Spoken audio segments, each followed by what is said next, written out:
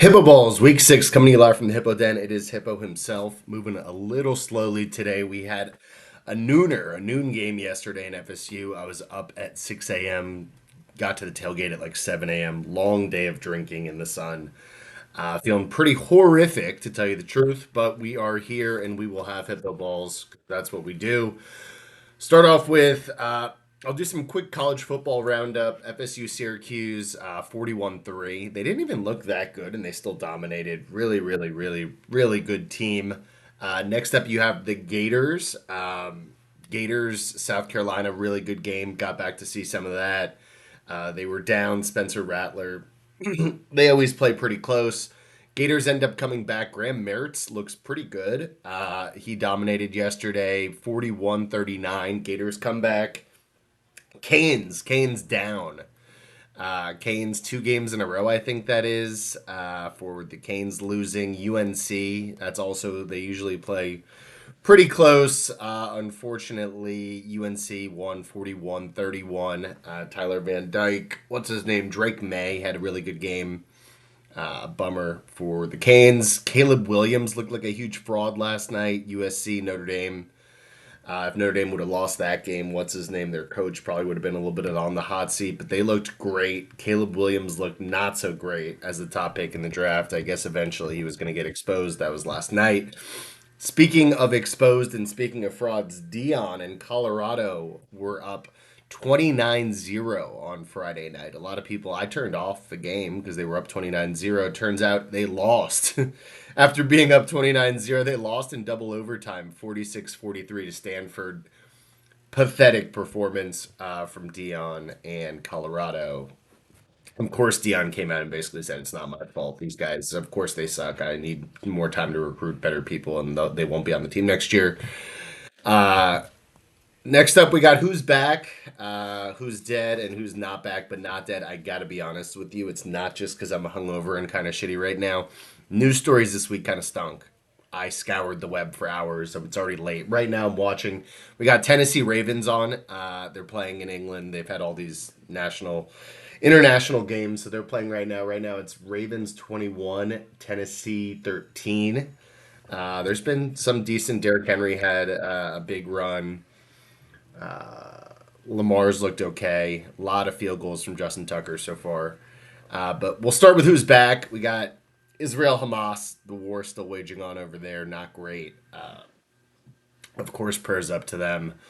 But we basically have Hamas telling everyone in Palestine to stay in their homes, even though Israel's telling them they need to leave their homes because they're going to bomb them. Israel at least has the decency to knock on the places where they're going to bomb and say, you guys got to leave. Hamas wants them to be basically human shields and show that Israel's bombing normal people. Not a good scenario. I think the water's turned off and the gas is turned off. I don't know what. I mean, Israel, of course, is eventually going to win. It's just, how long is it going to take and at what cost? Not good scenario overall. Next up, we got California doing Cali lib things. California continues to be pretty California-y. Gavin Newsom signed Senate Bill 673, which is the Ebony Alert. The Ebony Alert. We've had the Silver Alert for old people. We have the Amber Alert for children, and now we have the Ebony Alert for Black people. Ages 12 to 25 that go missing.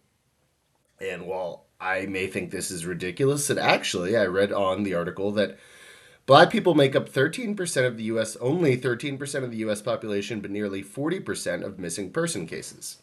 So I guess there's some merit in it. Still pretty California-y, but that's fair. Next up, they're taking away your Skittles, candy corn, and Pez. California's taking away your Skittles, candy corn, and Pez. After signing Ebony Alert into law, they signed something banning. They're the first U.S. state to outlaw 4 food additives: brominated vegetable oil, potassium bromate, propylparaben, and red dye 3. So all of those fun, cool candies, they're not going to let you have them anymore. They're saying that companies will have to tweak their recipe. Let people live, California. Next up, we got New York Republican Congressman George Santos, my boy, George Santos, faces 10 new felony charges. U.S. Attorney in the Eastern District of New York added 10 counts of conspiracy, wire fraud, false statements, identity theft. He's already facing 13 counts.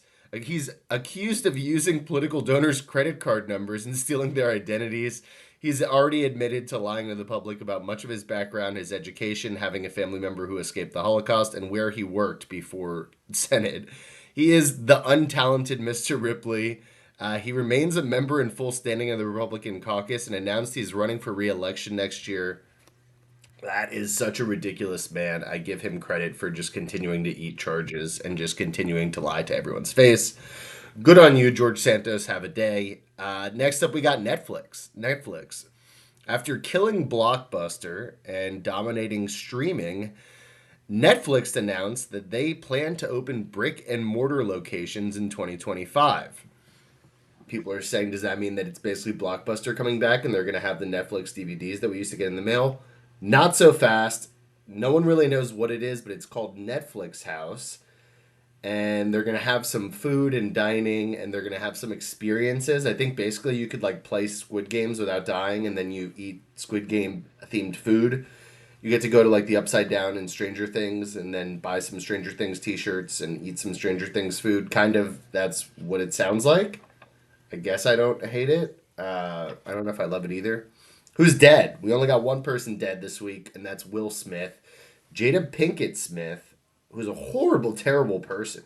How horrible to have that as your wife. She's promoting a book that she's written, and basically is going on and on and on. After Tupac had they got an arrest in the Tupac murder, she came out like anyone gives a shit what Jada Pinkett Smith has to say, and says, "Oh, that was the love of my life, and he's my soulmate." And Will Smith just continues to get cucked and cucked and cucked for 20 years. And in the beginning, it was funny that Will Smith, was getting cucked by Jada Pinkett, but it's been years, and now you kind of just feel bad for Will Smith. She said with the slap with Chris Rock that she was upset that Will Smith said keep my wife's name out of your mouth because she says they were separated, so it was weird that he said wife. Just so mean to Will Smith. Leave Will Smith alone. Guy's still very talented. He's a rapper. He's hilarious. He's a good actor. People, we need to pick as a society. We need to pick up Will Smith. I feel bad now. It's not funny anymore. She also stated that Tupac proposed to her in prison. A lot of Tupac stuff that no one can say anything about because Tupac's dead. She's saying how he proposed, how he had alopecia, how she was a drug dealer when she was younger, how her and Will have been separated since 2016.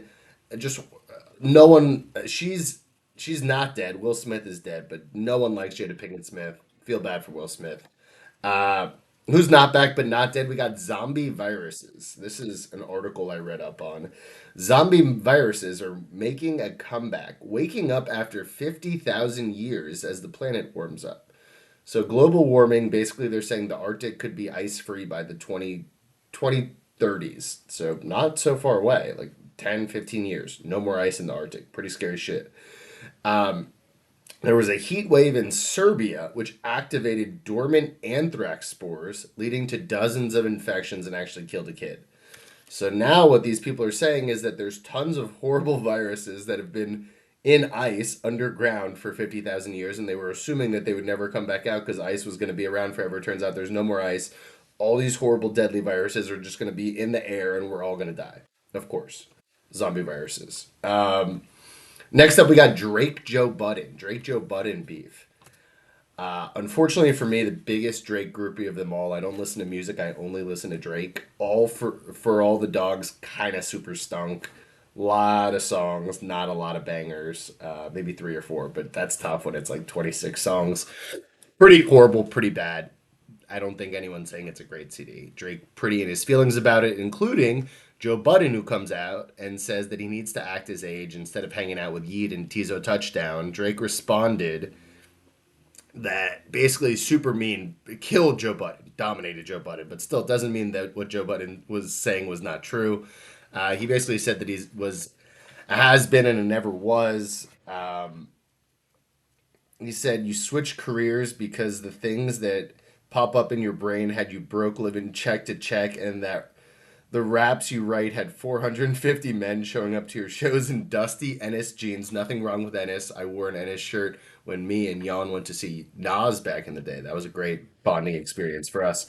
Dusty Ennis jeans to screw up their face to Music 29 and pretend you're the GROAT.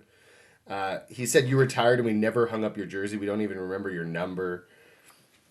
Basically, he says that like you didn't retire from rap. Rap left you.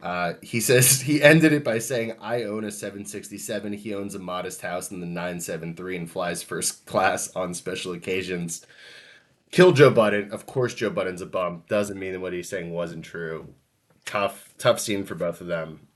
That's all I have on the first who's back, who's dead, and who's not back, but not dead. I know that that's not a lot of news. Sue me, not my fault. Show of the week. Show of the week. This is a fun show. Life and Times of Tim. There's also a new show, The 10-Year-Old Tom. So it's this guy, Steve Dilderin. It's on HBO, which I guess is now called Max after they've been HBO Max and they've been Max and they've been whatever else it was. It's a cartoon show for adults, basically. The synopsis is hapless man in his mid 20s named Tim who lives in New York with his girlfriend Amy. Tim constantly finds himself in increasingly awkward situations in both work and personal life. Nick Kroll's part of the show too. I don't know how much you guys would like Nick Kroll. He's pretty funny. Um, it's a good show. It's a good little easy watch. I thought it was funny. He also has the new show that came out. We watched it back in college. I remember like the hazy days watching that, and then he just came out with 10-Year-Old Tom. Both of them are funny. Both of them are worth giving a watch, I think. But what do I know? On to matchups of the week. Matchups of the week. We got me versus Tim. I'm projected 127. Tim is projected 110, I think it says 110. I got Pacheco 116. Of course, Justin Jefferson's dead. Mark Andrews has, I think, six so far. The game's on right now. Hopefully, he doesn't do anything else the rest of the game. Give me. Noah projected 120. Nima projected 123. He has Lamar and Zay Flowers. Lamar had 15. Zay Flowers, I think, has 14. No Devin A. Chain. Lamar got to the 1 yard line and then they kicked a field goal on like the inches. That's a bummer for Noah. Nima has Laporta banged up, but of course Tyreek is a baller. Dak needs to have a big game because he's getting exposed. I think Dak has a big game. Nima wins. Nima up there. Jan Ben. I'm not even going to talk about Ben's team the rest of the year. Give me Jan. Derrick Henry already has 20. Justin Tucker has like 20. Jan in a blowout. Navid Danny. Danny. How about Danny in third? Look at that. Look at him. What a guy. Eckler, he's got Eckler back. Chuba Hubbard starting because Miles Sanders is out. Very savvy to have the whole Panthers backfield on your roster. Uh, Danny. Give me Danny in a blowout. Navid, weird season for Navid. Danny in a blowout there. Sean projected 137. Vivek projected 108. Mahomes played okay. Diop has done nothing so far. Saquon may be playing, but if he does, is he really going to do anything? Gibbs is dead. Sean has Kelsey 21. Mostert and Tua are going to dominate Cups back. Sean's team sneaky, very, very good. Give me Sean there. Eli Gabe in the Mandler Bowl. Uh, Harrison Butker put 17 on him on Thursday Night Football. That's tough. He's starting Demercado, Demi Lovato. I don't know. That's the Cardinals starting running back, I guess. He's going to be whatever. Doesn't matter. Give me Butker. Give me Eli in the win there. I don't even know who Gabe has playing. Doesn't matter. Give me Eli. Uh, Bets of the week. Bets of the week. 49ers minus 9.5 at the Browns. The Browns are starting PJ Walker. Weird Deshaun Watson stuff. He was cleared 2 weeks ago, but now he's still not playing. Weird vibes out of the Browns. 49ers are rolling people over. It doesn't matter that they're at the Browns. Browns defense is fine, sure, but 49ers minus 9.5, they win by more than 10 easy. Saints minus 2 at the Texans. CJ Stroud is playing great, of course. The Texans are playing good on offense. They're not playing horrible on defense, but the Saints, Derek Carr is feeling good finally. You got Kamara back. I think Saints defense also very good. Texans are still, in rebuilding phase. Basically, give me Saints minus 2 at the Texans. And in the Minshew revenge game, Colts +4 at Jags. Of course, Minshew used to be their starting quarterback. They threw him away. Richardson, who may be out for the season, might be Minshew time in Indy, which isn't so bad. Having Minshew as a backup, great play for them. Um, Colts +4. That's all I got. Have a day.